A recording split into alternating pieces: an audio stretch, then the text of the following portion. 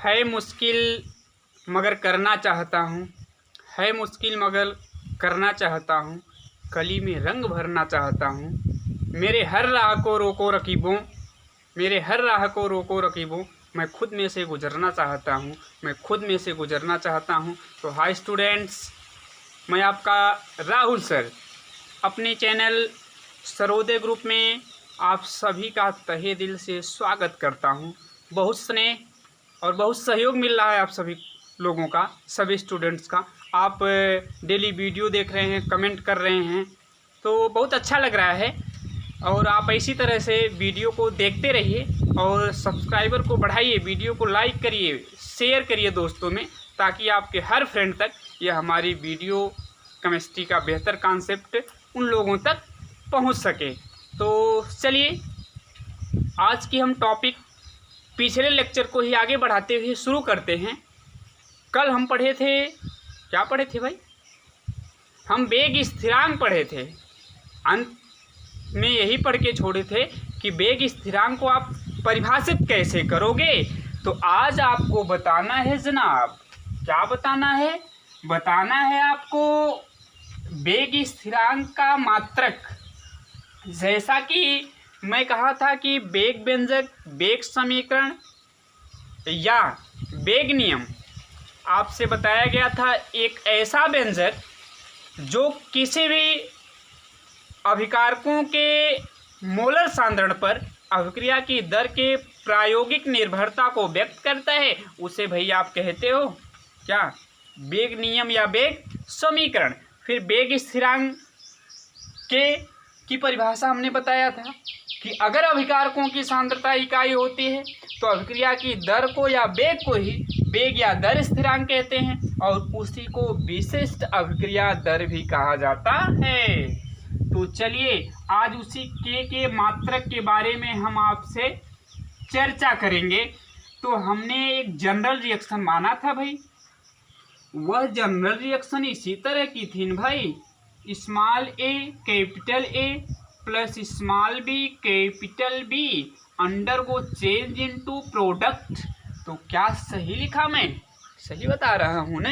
यही general reaction आप माने थे। स्मॉल ए के अणुओं की संख्या, स्मॉल बी अभिकारक बी के अणुओं की संख्या, या इसी को आप मोल की संख्या भी कह सकते हो। क्यों भाई? यही रिएक्शन मानी गई थी ना? बोलो जरा एक बार। यही रिएक्शन आपसे हम बताए थे। अब कहा था कि इसका अगर आप दर लिखोगे तो गुलवर्ग और बागी का नियम यानी द्रव्य अनुपाती क्रिया के नियम के अनुसार तो लिखोगे नहीं, उसके अनुसार ए और बी पावर में होगा। लेकिन नहीं, आपको लैब में जाना पड़ेगा। और मैं एक बात और बताया था, तब इसकी दर आप लिखे थे dx बाई डी टी, इधर का formula dx by D T या dc बाई डी टी, यानी सांद्रता परिवर्तन बटे समय अंतराल। और डी जो व्यक्त कर रहा है सूक्ष्म परिवर्तन को व्यक्त कर रहा है, वो मतलब बहुत कम परिवर्तन हो रहा है, यही आप तात्क्षणिक दर जिसको कहते हैं। चलिए, या आर बराबर, तो बताइए न हो, क्या लिखते हो आप? यहाँ पहले तो प्रोपोर्शनल लगाए थे, फिर अगर एक्टिव मास ऑफ ए के पावर अल्फा भाई into active mass of B के पावर बीटा। कल की टॉपिक थोड़ा ध्यान दीजिएगा, जो पिछली वीडियो हमने पढ़ाया है, ऐसा बताया था यह अल्फा और बीटा यानी ए और बी पर कितनी घात चढ़ाओगे प्रैक्टिकल से पता चलेगा, समीकरण के अनुसार हो नहीं सकता है। और यह अल्फा बीटा के मान ए बी के समान भी हो सकता है और उससे अलग भी हो सकता है, ऐसा भी मैं आपसे बताया था। तो आर डायरेक्टली प्रोपोर्शनल होगा भाई एक्टिव मास ऑफ ए के power alpha into active mass of B के पावर बीटा। अच्छा, तो अल्फा और बीटा क्या है? यह ए और बी की सांद्रताओं की घात हैं। पता कैसे चलेंगी? प्रैक्टिकल से, और प्रैक्टिकल से जानकारी मिलेगी, यानी प्रैक्टिकली ज्ञान लिखा हूँ। पिछली वीडियो का सहारा लीजिएगा, ऐसा हम बताए थे। अब देखो भाई, आर बराबर क्या करते हो, यहाँ पे एक कांस्टेंट ला देते हो के, और इसी कांस्टेंट को आप क्या कह दिए थे, वेग स्थिरांक, दर स्थिरांक या विशिष्ट अभिक्रिया दर, एक्टिव मास ऑफ बी के पावर बीटा। अच्छा, तो अब इसी के को आप दर या वेग स्थिरांक कहते हैं और यह दर के ही बराबर होता है जब एक्टिव मास ऑफ बी और एक्टिव मास ऑफ ए दोनों एकांक होते हैं। यही आप जानते हैं ना। अच्छा, तो बताइए, ये सारी परिभाषाएं आपको बता दी गई थी। अब आपको यहाँ आज बताना है के का मात्रक कैसे निकालोगे। तो हमको बताइए, जब आप के की वैल्यू निकालोगे भाई, तो यह सब इधर डिवाइड हो जाएगा, इधर मल्टीप्लाई है, तो इसको लिख सकते हो R by active mass of A के power alpha into active mass of B के पावर बीटा, ऐसा लिख सकते हो आप। लिख लोगे ना, बराबर क्या लिखोगे भैया, के लिखोगे। यही के वेग या दर स्थिरांक है, इसी के की यूनिट आपको निकालना है। चलिए, या इसी को आप ऐसे भी तो लिख सकते हो, के बराबर आर अपान एक्टिव मास ऑफ ए के power alpha into active mass of B के पावर बीटा। अच्छा, ये आपने लिख लिया। अब के का मात्रक निकालोगे तो आर का मात्रक आप पीछे दर का मात्रक पढ़े, आर तो रेट है, यह दर ही तो है भाई, अभिक्रिया की दर या वेग। चलो, अब ये अल्फा बीटा कोई घात है जो प्रयोग से पता चलेगा, प्रैक्टिकल से पता चलेगा। तो इन दोनों घातों को, ये भी सांद्रता है, ये भी सांद्रता है, दोनों सांद्रता ही तो हैं, क्यों? तो अल्फा और बीटा उन सांद्रताओं की घात हैं। तो आप कह सकते हो, इसको ऐसे भी लिख सकते हो, के बराबर आर, और ये दोनों सांद्रता हैं भाई, सांद्रता सांद्रता बेशक एक दूसरे पदार्थ की सांद्रता है, ए की है और दूसरी बी की है, लेकिन है तो सांद्रता। तो जब बेस समान तो आप ऐसे लिख सकते हो, कंसंट्रेशन ए भी है पावर अल्फा और कंसंट्रेशन ए भी है पावर क्या, बीटा। अब कंसंट्रेशन के पावर अल्फा प्लस बीटा लिख सकते हो। तो के बराबर क्या मिलेगा, आर बटे कंसंट्रेशन माने सांद्रता के पावर क्या भैया, अल्फा प्लस बीटा। अब ये अल्फा प्लस बीटा कोई मान आएगा, जोड़ोगे तो, जैसे 2 1 हो सकता है, 3 2 हो सकता है, 0 1 हो सकता है, कोई मान तो होगा। तो अगर आप ऐसे मानते हो, यदि जोड़ने पर कोई वैल्यू आएगी तो अल्फा प्लस बीटा बराबर अगर मान लेते हैं n भाई, कोई संख्या भी तो होगी, जैसे मान लीजिए पावर 1 है और बीटा 2 है, तो ये पावर कितना आएगा, 3 आएगा, यानी n का मान क्या होगा, 3। अगर अल्फा 0 है और बीटा जो है 1 है, तो अल्फा प्लस बीटा बराबर क्या होगा भाई, 0 प्लस 1 यानी 1, यह n का मान होगा। चलिए, तो अब आप जानते हैं, तो k बराबर लिख सकते हैं r अपान कंसंट्रेशन के पावर n। अब आपको दर का मात्रक भी पता है, आपको हमने बताया था, कंसंट्रेशन की यूनिट भी आपको पता है, तो दोनों की यूनिट आप जानते हैं और दोनों की यूनिट जानेंगे तो आप लिखेंगे k equal units of r बटे यूनिट्स ऑफ, यानी मात्रक, यूनिट मतलब मात्रक या इकाई, of concentration of power n। तो अब देखो भैया, मैं यहाँ लिख रहा हूँ, क्या लिखूंगा, अब लिखूंगा k का मात्रक यानी वेग स्थिरांक का मात्रक, यही आज आपको पढ़ना है। k का बराबर लिख रहा हूँ क्या, दर का मात्रक आप जानते हैं होता है मोल प्रति लीटर इंटू सेकेंड, या मोल लीटर के पावर -1 इंटू सेकेंड के पावर -1, ये होता है दर का मात्रक। पिछली वीडियो का सहारा लीजिएगा, सांद्रता परिवर्तन बटे समय अंतराल। अब सांद्रता का मात्रक आप जानते हैं मोल प्रति लीटर या मोल इंटू लीटर के पावर -1 पूरे के पावर क्या हो जाएगा भाई, n हो जाएगा, यही होगा ना।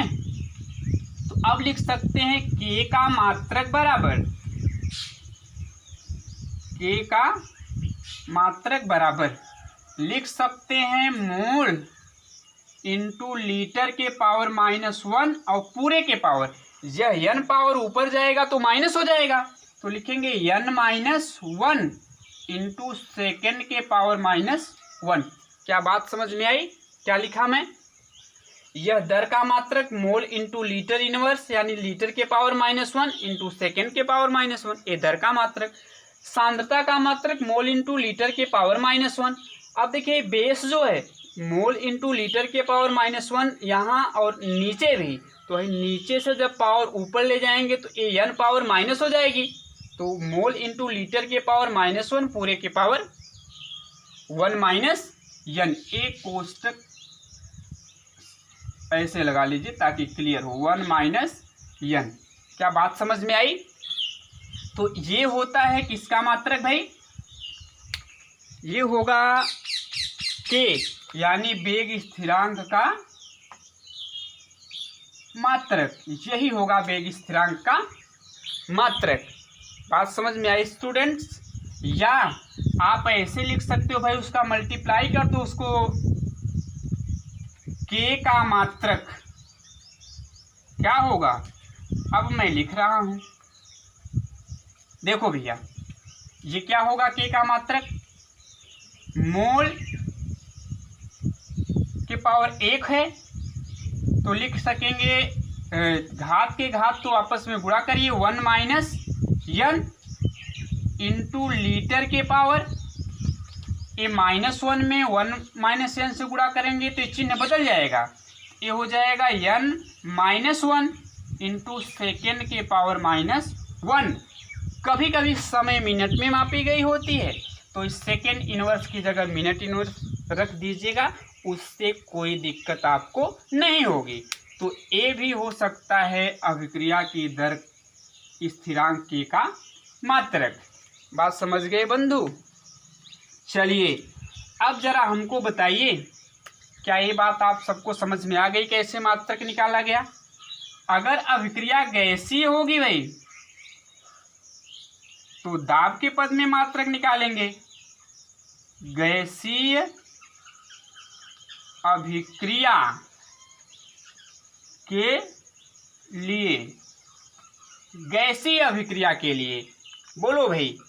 अब जहां आप सांद्रता परिवर्तन लिख रहे थे मात्रक मोल इंटू लीटर के पावर -1, वही वायुमंडल होगा ना, ATM और पूरे के power 1 minus n into second जैसे का तैसा सेकेंड के पावर -1, यानी वायुमंडल के power 1 minus n into second के पावर -1।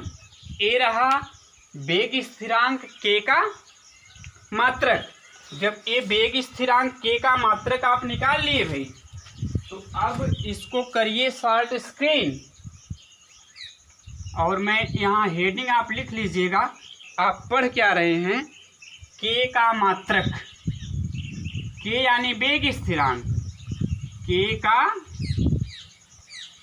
मात्रक आप निकाले हैं, तो मात्रक क्या आया, मोल इंटू लीटर के पावर -1 पूरे के पावर 1 माइनस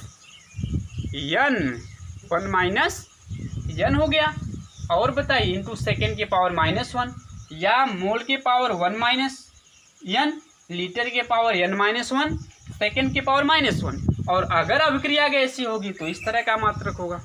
तो बात समझ गए होंगे आप लोग, बहुत अच्छा। चलिए अब इसको रफ करते हैं, शॉर्ट स्क्रीन कर लीजिए, कोई दिक्कत मेरे समझ से नहीं होगी आपको इसको समझने में। मैथमेटिकल तरह से जैसे आप यूनिट निकालते हैं फिजिक्स में, उसी तरह से यूनिट हमने निकाला है।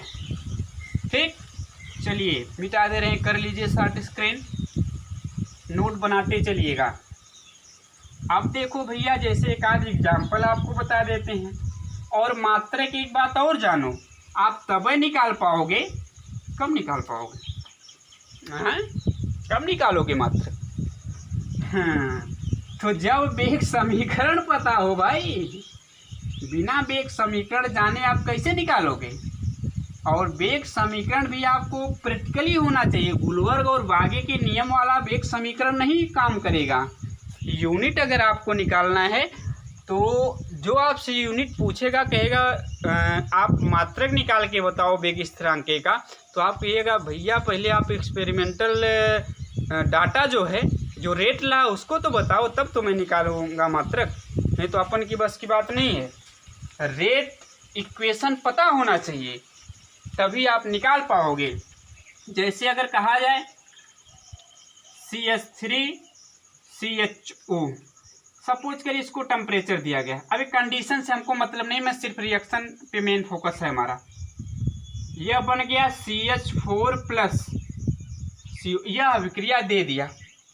बात समझ में आई क्या?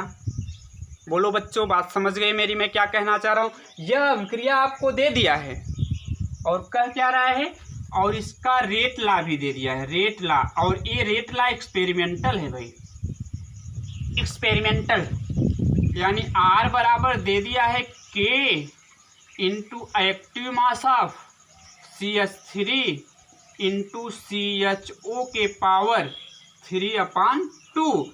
चलो भैया, जब आपको ये मिल गया तो अब आपसे कह दे आप बता दो K का मात्रक, तो क्या आप बताओ, नहीं बता पाओगे? बता लियो कि नहीं भाई। यह दे दिया है 3/2 पावर 3/2। तो यहाँ बताइए n की वैल्यू क्या है भाई? अल्फा एक ही चीज है, तो n क्या है? आप जब यूनिट निकालोगे तो n बराबर क्या है आपका? घात 3/2। n मतलब घात का ही योगफल। तो यूनिट जब निकालेंगे मात्रक किसका? K का, यानी यूनिट्स ऑफ K। क्या बताया अभी हमने? मोल इंटू लीटर के पावर -1 पूरे के पावर 1 - n इंटू सेकेंड के पावर -1। चलो भैया, तो मोल होगा ही। अच्छा, तो मोल होगा तो लिख लो भाई, पावर -1 होगा, और है पूरा पावर 1 माइनस क्या भैया? 3/2 इंटू सेकेंड के पावर -1 होगा। समझ में आया क्या? दिमाग खोल लियो, जब समझ में आएगा। तो मोल इंटू लीटर के पावर -1 पूरे के पावर, इसको सॉल्व करेंगे तो क्या होगा भाई? -1/2 है ना? समझ में आया? देखो भैया, 2 एलसीएम, 2 - 3 तो -1/2 होगा। चलो, बड़ी अच्छी बात है। -1/2 इंटू सेकेंड के पावर -1। अब बताइयो, तो मोल के पावर क्या हो जाएगा? -1/2 इंटू लीटर के पावर 1/2, माइनस माइनस प्लस हो जाएगा, इंटू सेकेंड के पावर -1। यही तो होगा मात्रक भाई इसका। ये हो गई इस अभिक्रिया के लिए K का मात्रक हो गया। कब पता चलेगा? जब आपको रेट ला पता होगा, एक्सपेरिमेंटल रेट ला। बात समझ में आई स्टूडेंट्स? बहुत अच्छा, समझ गए। बहुत अच्छी बात की आप समझ गए। चलिए, अब इसको रफ करके हम आगे की कार्यवाही शुरू करते हैं। मिटा दे रहा हूँ भाई, मिटाऊँ? बहुत अच्छा। चलो भैया, अब दिमाग खोल लियो। एक एग्जाम्पल और बता देता हूँ। सपोज करिएगा C2H5Cl है। यहाँ भी कोई कंडीशन टेम्परेचर की है। ये टूट गया C2H4 में, एथिलीन गैस प्लस HC, ये दिया रहेगा, परेशान न होइएगा। और इसका एक्सपेरिमेंटल रेट ला भी दिया रहेगा, अन्यथा आप ना निकाल पाओगे। और यह दे दिया, मान लीजिए R = K into active mass of C2H5Cl के पावर 1, या कुछ नहीं देगा तब भी मतलब 1। चलो अब तो आपका काम हो ही गया। जब एक्सपेरिमेंटल रेट लॉ मिल गई तो भाई आप मात्रक निकाल लोगे। और मात्रक कैसे निकालोगे पूछा जाता है, इम्पोर्टेंट है। चलिए, तो K का मात्रक मैंने बता के आया है आपको, खाली बात को याद रखिएगा। अच्छा, तो ये हो जाएगा मोल इंटू लीटर के पावर -1 और पूरे के पावर 1 माइनस n, यही तो बताया हूँ भाई, इंटू सेकेंड के पावर -1। अब बताए दियो, मोल लीटर के पावर -1, ये पूरा 1 माइनस n का मान यहाँ क्या है, 1, घात 1 है ना। n मतलब घातों का योगफल, तो योगफल मतलब एक ही घात है। 1 माइनस 1 यानी 0 हो जाएगा, सेकेंड के पावर -1। अब इसको लिख सकते हैं मोल इंटू लीटर के पावर -1 पूरे के पावर 0 इंटू सेकेंड के पावर -1। अब आप बताइए ज़रा हमको, किसी की भी संख्या या राशि के पावर 0 का मान 1, तो इसका मात्रक निकल करके आ जाएगा सेकेंड के पावर -1। अतः इस अभिक्रिया के लिए K का मात्रक यानी वेग स्थिरांक का मात्रक क्या होगा, सेकेंड के पावर -1 होगा। तो मेरे प्यारे बच्चों, आप समझ गए होंगे कि आप कैसे निकालोगे इस K के मात्रक को। और सारे NCERT और क्वेश्चन हम सॉल्व कराएंगे लेसन ख़त्म होने के बाद। बस आपको समझने के लिए बता दिया। क्या आपको समझ में आ गया? समझ में आ गया तो बहुत अच्छी बात। करिए शॉर्ट स्क्रीन। इसके बाद हम आपको अगली टॉपिक पर ले चलेंगे। और अगली टॉपिक क्या है? टॉपिक यही है भाई। क्या है टॉपिक? वह टॉपिक आज की ए होगी। अब मात्रक तो आप निकाल लिए, अब इसके कुछ लक्षण हैं, वेग स्थिरांक के लक्षण। क्या लक्षण? वेग स्थिरांक, वेग स्थिरांक के लक्षण। कैरेक्टरिस्टिक्स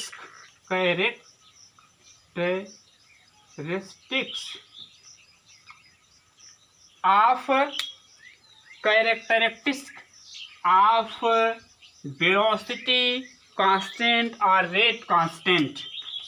समझ गए भाई? वेग स्थिरांक के लक्षण, कैरेक्टरिस्टिक्स ऑफ वेलोसिटी कांस्टेंट। चलिए, सबसे पहली बात, जो वेग स्थिरांक है वह अभिक्रिया के वेग का एक तो माप है। वेग स्थिरांक जो है वह अभिक्रिया के वेग का एक माप है भाई, क्योंकि R बराबर आप यही पढ़े हो, K into active mass of A के power alpha into active mass of B के पावर बीटा। तो अभिक्रिया के वेग का माप होगा। जब ये दोनों बराबर होंगे तो ऐसे कर लो भाई, एक्टिव मास ऑफ A बराबर 1 मोल पर लीटर और एक्टिव मास ऑफ B बराबर भी 1 मोल पर लीटर। जानते रहिए, यूनिट नहीं लिखा हूँ। 1 मोल प्रति litre active mass of A बराबर, एक्टिव मास ऑफ B बराबर भी 1 मोल पर लीटर। तो यह R किसके बराबर हुआ था? K के। R बराबर हो गया था K के। तो देखिए, इसका पहला जो लक्षण है अभिक्रिया के वेग के एक माप को दर्शाता है। वेग स्थिरांक जो है अभिक्रिया के वेग का एक माप है। अगर K का मान अधिक होगा, आप नोट बनाइएगा, K का मान अधिक होगा तब ऊपर तीर का मतलब अधिक, R का मान भी क्या होगा? अधिक होगा। यानी K का मान अधिक होने पर R का मान भी अधिक होगा। K का मान अधिक होगा तो R का मान भी अधिक होगा। बात समझ गए? दूसरी बात, निश्चित ताप पर, निश्चित ताप पर अभिक्रिया विशेष के लिए, अभिक्रिया विशेष का मतलब एक पर्टिकुलर अभिक्रिया के लिए, अच्छा, निश्चित ताप पर अभिक्रिया विशेष के लिए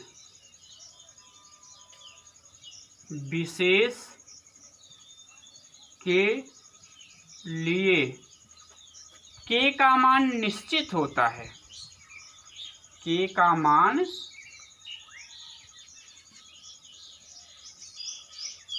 निश्चित, अगर ताप नहीं बदलेंगे तो सीधी सी बात है, अब कोई अभिक्रिया होगी उसके लिए K का मान भी निश्चित होगा। तीसरी बात, ताप बढ़ाने पर, अगर आप ताप बढ़ा रहे हो,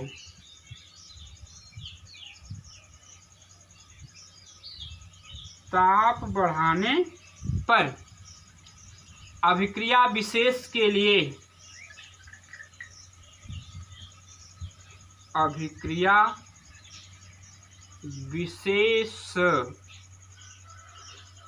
ताप बढ़ाने पर अभिक्रिया विशेष के लिए K का मान बढ़ता है भाई। K का मान बढ़ता है। क्यों बढ़ेगा? ये हमने बता दिया था कि ताप बढ़ाएंगे तो अभिकारक के अणुओं के बीच टक्करों की संख्या बढ़ेगी। पहले उनकी गतिज ऊर्जा बढ़ेगी, ताप बढ़ाने से गतिज ऊर्जा बढ़ेगी, गतिज ऊर्जा बढ़ाने से टक्करों की संख्या बढ़ेगी, टक्करों की संख्या बढ़ने से उत्पाद जल्दी बनेगा, उत्पाद जल्दी बनेगा तो अभिक्रिया की दर फास्ट होगी। और दर स्थिरांक दोनों भाई भाई हैं, बराबर हैं। तो ताप बढ़ाने पर अभिक्रिया विशेष के लिए K का मान भी क्या हो जाएगा, यानी वेग स्थिरांक का मान भी क्या होगा, बढ़ेगा। क्योंकि दर और दर स्थिरांक के दोनों भाई भाई हैं भैया, भाई भाई हैं, अनुक्रमानुपाती हैं। एक के बढ़ने से दूसरा बढ़ेगा, एक के घटने से दूसरा घटेगा। तो जब ताप बढ़ाते हैं तो अभिकारक के अणुओं की गतिज ऊर्जा बढ़ती है। ऐसा मैं पीछे बताया था, गतिज ऊर्जा बढ़ेगी, तेजी से टकराएंगे यानी टक्करों की संख्या बढ़ेगी, टक्करों की संख्या बढ़ेगी तो उत्पाद जल्दी बनेगा, उत्पाद जल्दी बनेगा तो अभिक्रिया की दर फास्ट होगी। जब दर अधिक होगी तो दर स्थिरांक का मान भी बढ़ जाएगा यानी अधिक होगा। चौथी चीज, K का मान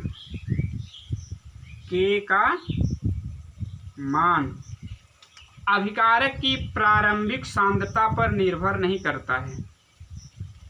अभिकारक की प्रारंभिक सांद्रता, K का मान अभिकारक की प्रारंभिक सांद्रता पर निर्भर, प्रारंभिक सांद्रता पर निर्भर नहीं करता। अब आप सोचिए भैया क्यों नहीं निर्भर करता है? इसलिए नहीं निर्भर करता है जनाब कि प्रारंभ में अभिक्रिया के वेग का सही माप कर लेना ये संभव नहीं है, यानी उसका यथार्थ निर्धारण नहीं हो पाता है। जैसे कोई काम आप जब शुरू करते हो भाई तो पहले एक अलग प्रकार का नया जुनून होता है, नहीं कहते हैं 4 दिन की चांदनी फिर अंधेरी रात। तो प्रारंभ से उसकी रेट नहीं पता चलेगी, उसका रिजल्ट नहीं पता चलेगा, क्योंकि पहले जुनून होता है, काम शुरू हो जाएगा। इसलिए प्रारंभ में अभिक्रिया तेज होगी, बहुत हो सकती है, बहुत फास्ट हो सकती है, इसके वेग का यथार्थ निर्धारण कर पाना संभव नहीं होता है। इसलिए K का मान अभिकारक की प्रारंभिक सांद्रता पर निर्भर नहीं करती। इसलिए मैं कहता हूँ काम शुरू करने को काम नहीं कहते हैं, काम करने को भी काम नहीं कहते हैं, काम खत्म करने को काम कहते हैं। तो अंत में क्या रिजल्ट होगा, क्योंकि ये भारत भूमि है, अंत भले का सब भला। अंग्रेज कहते थे first impression is the last impression, लेकिन हमारी भारतीय संस्कृति क्या कहती है, वो ये कहती है कि अंत भले का सब भला। तो 4 दिन की चांदनी फिर अंधेरी रात वाली बात नहीं, अंत भले का सब भला। K का मान अभिकारक की प्रारंभिक सांद्रता पर नहीं निर्भर करता है। क्यों नहीं निर्भर करता है? क्योंकि प्रारंभ में अभिक्रिया हो सकता है बहुत फास्ट हो या हो सकता है बहुत स्लो, यानी उसकी दर का यथार्थ निर्धारण कर पाना संभव नहीं होता है। इस नाते K का मान अभिकारक की प्रारंभिक सांद्रता पर निर्भर नहीं करता है। और 5वीं अभी जो बात हमने आपको बता दिया है वह मात्रक के बारे में है। तो K का जो मात्रक होता है जनाब, अभी बताया हूँ क्या होता है, मोल इंटू लीटर के पावर -1, कुल के पावर 1 - 1 इंटू सेकेंड के पावर -1, तथा गैसीय अभिक्रिया के लिए, गैसीय जिसमें सभी अभिकारक उत्पाद गैस अवस्था में हो, गैसीय अभिक्रिया के लिए, गैसीय अभिक्रिया के लिए K का मात्रक क्या होता है भाई, ये भी बताया हूँ। एटमॉस्फेयर, एटीएम का मतलब वायुमंडल, एटमॉस्फेयर पावर 1 - n सेकेंड के पावर -1। अब बताइए किसी को अगर कोई समस्या हो तो हमने कहा K बढ़ेगा तो अभिक्रिया की दर भी बढ़ेगी, क्योंकि K अभिक्रिया के वेग का एक माप है। अगर ताप नहीं बदलेंगे, ताप निश्चित होगा, तो अभिक्रिया विशेष के लिए K का मान भी बदलेगा नहीं, वह भी निश्चित रहेगा। अगर ताप बढ़ाएंगे तो K का मान भी बढ़ जाएगा, क्योंकि दर के बराबर होता है किस कंडीशन में, ऊपर लिखा हूँ, और दर ताप बढ़ाने से बढ़ती है। ठीक, K का मान अभिकारक की प्रारंभिक सांद्रता पर नहीं निर्भर करेगा, ये भी हम एक्सप्लेन कर दिए, और K का मात्रक नीचे लिख दिया हूँ। तो आप नोट्स बनाने के लिए कर लीजिए स्टूडेंट शॉर्ट स्पेन। तो बताइए क्या आपको समझ में आ रहा है? तो दिमाग की सारी खिड़कियाँ खोल लीजिए, पक्का है, गारंटी दे रहा हूँ कि आपको बखूबी समझ में आएगा। बस आप समझने की कोशिश करिए, हैं, क्योंकि कोशिश करने वालों की कभी हार नहीं होती है। तो ठीक है, मिटा दे रहा हूँ, शॉर्ट स्क्रीन कर लीजिए। चलो भैया, अब आज की अगली टॉपिक आपको मैं बताता हूँ, और आज की अगली टॉपिक थोड़ा सा कुछ अंतर होता है, किसमें? अभिक्रिया के दर और दर स्थिरांक में। ठीक है, तो अब आप थोड़ा सा पढ़ लीजिए। क्या पढ़ लेना है? R व K में अंतर, difference between, difference between R and K। R मतलब क्या भाई? R माने रेट, और रेट माने दर। K मतलब रेट कांस्टेंट, और रेट कांस्टेंट मतलब दर स्थिरांक। चलो धीरे धीरे चलते रहिए। इसमें R लिख लीजिए यानी दर, और इसमें K लिख लीजिए दर स्थिरांक, दर, और इसमें क्या भाई? दर स्थिरांक। अभी आपकी फंडामेंटल टॉपिक स्ट्रॉन्ग की जा रही, फिर एडवांस केमिस्ट्री जब स्पेशली जेईई और नीट सीपीएमटी के लिए बताऊंगा, मज़ा आ जाएगी। स्टूडेंट्स बने रहिए केवल मेरे चैनल पर, वीडियो मिस मत करिएगा। ये न्यू इतनी मजबूत हो जाएगी, इतनी मजबूत हो जाएगी, मज़ा आ जाएगी एडवांस केमिस्ट्री पढ़ने में। इस नाते एक भी वीडियो मिस मत करिए। जीरो लेवल समझ लीजिए, हो सकता है आपको लगे थोड़ा स्टैंडर्ड, लेकिन मेरे हिसाब से बिल्कुल जीरो लेवल अभी चल रहा है। अभी जब एडवांस केमिस्ट्री आपको बताऊंगा तब आपको समझ में आ जाएगा कि क्या होती है वास्तव में रियल में केमिस्ट्री। चलिए, तो इन दोनों में अंतर पढ़ लेते हैं। अंतर क्या है भाई? पहली चीज़ आप हमको बताइए, इसकी परिभाषा लिख सकते हैं, है ना? चलो, ये क्या है? एकांक समय में दर क्या होती है? एकांक समय में अभिकारक या उत्पाद की सांद्रता में होने वाले परिवर्तन को व्यक्त करता है। यह दर नियतांक है। अभिकारक की सांद्रता एकांक होने पर अभिक्रिया की दर को ही दर नियतांक कहते हैं। तो एकांक समय में, एकांक समय में अभिकारक, एकांक समय में अभिकारक या उत्पाद की सांद्रता होने वाला परिवर्तन, होने वाले परिवर्तन को व्यक्त करती है। दर जो है क्या करती है, ये आप पढ़े हैं, को व्यक्त करती है। एकांक समय में यह मतलब क्या, दर, एकांक समय में अभिकारक या उत्पाद की सांद्रता में होने वाले परिवर्तन को व्यक्त करती है। इसकी पहली पॉइंट, अभिकारक की सांद्रता एकांक होने पर अभिक्रिया में या किसी भी अभिक्रिया में अभिकारक की सांद्रता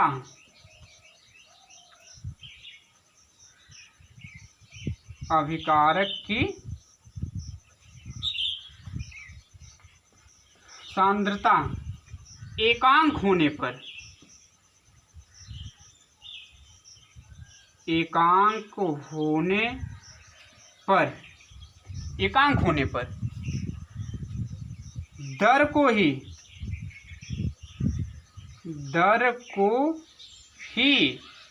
दर स्थिरांक, और इसके सारे नाम हमने आपको बता दिया, विशिष्ट अभिक्रिया दर या वेग स्थिरांक, दर स्थिरांक कहते हैं।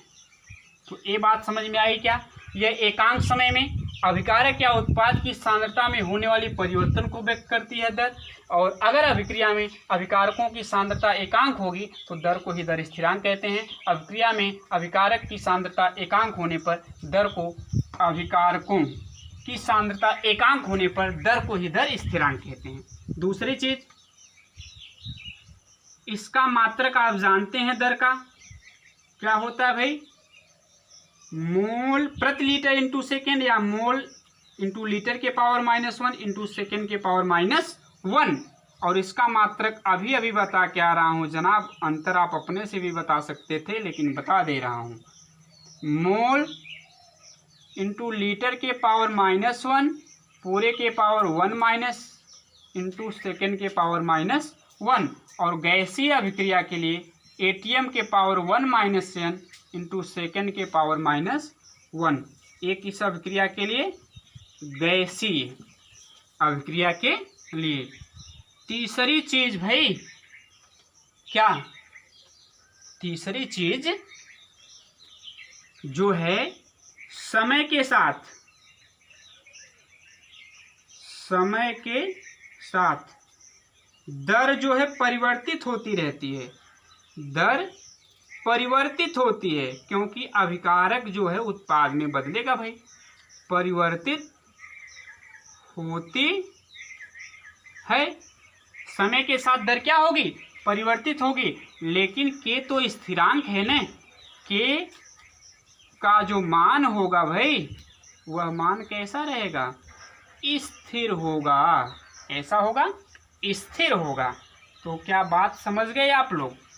चौथी चीज, ये कोई अंतर नहीं है, ताप पर निर्भर करती है क्या, दर ताप पर निर्भर करती है, और ये भी स्थिरांक भी ताप पर निर्भर करता, यह भी ताप पर निर्भर होता है या निर्भर करता है, लिखिए निर्भर करता है।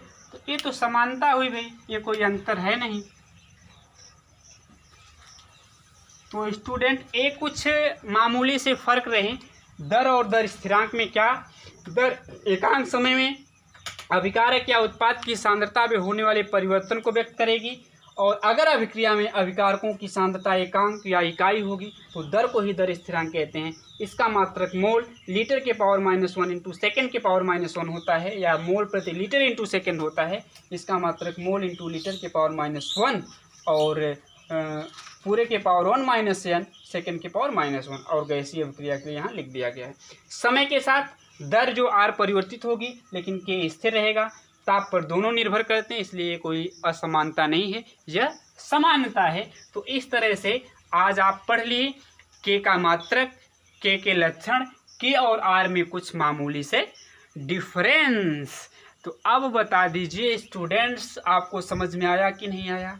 बहुत अच्छा, मैं उम्मीद करता हूँ कि आप समझ गए होंगे। अगर समझ गए होंगे तो फैला दीजिए वीडियो पूरे ग्रुप में। ताकि हमारा भी मनोबल उत्साह बढ़ता रहे और इसी से भी बेहतर बेहतर कॉन्सेप्ट आपको देते रहें। हम ये लगातार कोशिश करते हैं। अगर आप जुड़ेंगे हमारे चैनल से, पक्का बता रहा हूँ, पूरी कोशिश करूँगा कुछ केमिस्ट्री में नया मैं सिखा दूँ तो कहना, केवल जुड़ के तो देखिए। अभी तो पार्टी शुरू हुई है, अभी बहुत कुछ होने वाला है। बस जुड़े रहिए, अंत तक जुड़े रहिए, वीडियो को अंत तक देखिए, लाइक करिए, शेयर करिए, सब्सक्राइब करिए, मज़ा आ जाएगा। न मज़ा आए तो फिर कहना। आपसे हम मिलेंगे सर्वोदय इंटर कॉलेज बिसौली आजमगढ़ में ही। आप आके फेस टू फेस मिल के बताइएगा सर बिल्कुल क्या कहे थे, क्या हो रहा है, मज़ा आ जाएगा। न मज़ा आए तो कहिएगा।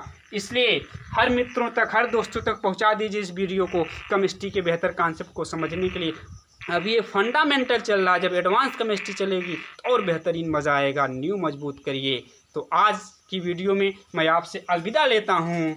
अब स्टूडेंट्स, आपका एक बार फिर से तहे दिल से शुक्रिया अदा करते हुए आप सभी सब्सक्राइबर, आप सभी वीडियो देखने वाले को एक बार फिर से तहे दिल से आभार व्यक्त करता हूं। बहुत बहुत धन्यवाद देता हूं। आशीर्वाद और आपके स्नेह के लिए, आपका जो प्यार मिल रहा है, बहुत बहुत धन्यवाद स्टूडेंट। फिर मिलेंगे नेक्स्ट वीडियो में। Bye bye students.